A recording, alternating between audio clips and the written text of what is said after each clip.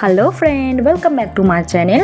আবারও চলে এলাম তোমাদের সাথে একটা ব্লগ ভিডিও নিয়ে শেয়ার করার জন্য। তো আজকের ভিডিওটা কিসের উপর হতে চলেছে তোমরা আশা করি দেখেই বুঝতে পেরে গেছো থাম্বনেলটা দেখে আর ক্যাপশনটা দেখে।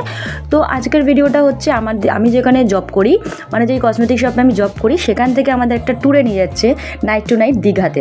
তো এখন হচ্ছে কি আমরা বাসে উঠে গেছি সবাই মিলে। দেখছো এই যে দাদা, আমাদের দোকানে দাদা বসে আছে, ওষুধ দোকানের ছেলে, ও রেস্টুরেন্টের ছেলেরা, আমরাও আছি, আমিও আছি। আমার হাজব্যান্ড এখন বাইরে বন্ধুদের সাথে দাঁড়িয়ে গল্প করছে। তো এখন আমাদের বাসটা হচ্ছে কি স্টার্ট হয়ে গেল যাওয়ার জন্য। তো আমরা হচ্ছে কি এখন যাত্রা শুরু করে দিলাম। তোমরা সবাই আমাদের যাত্রাটাকে শুভকামনা করো। আশা করি আমরা ওখান থেকে ভালোভাবে ফিরে আমরা চলে এসেছি। তো তাও তোমরা একটা শুভকামনা করে কমেন্ট করে জানিও।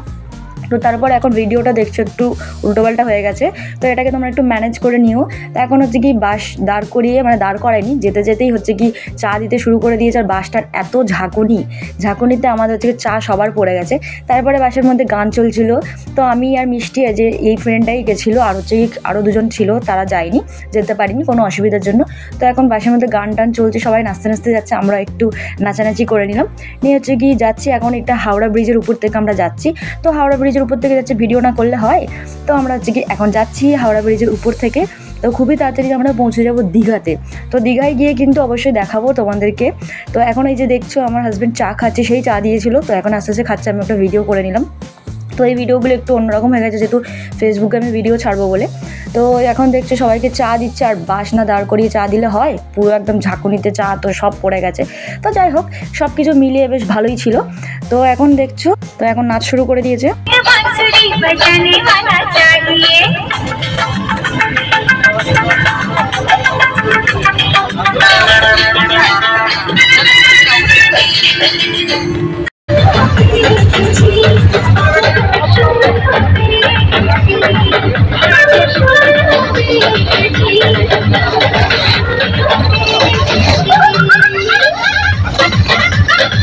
তো দেখতে পাচ্ছ এখন সবাই খুবই এনজয় করছে। তো করতে করতে আমরা এখন কোলাঘাটে চলে এসেছি।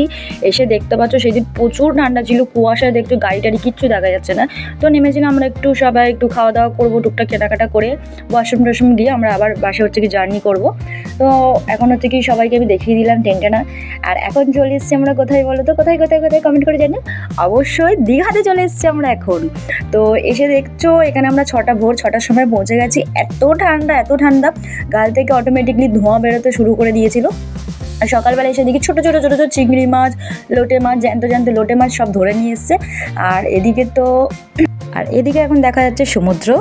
হাই সমুদ্র দেখে তো আমি খুব খুশি হয়ে গেছিলাম। তো আলাদা একটা শান্তির জায়গা এটা একটা।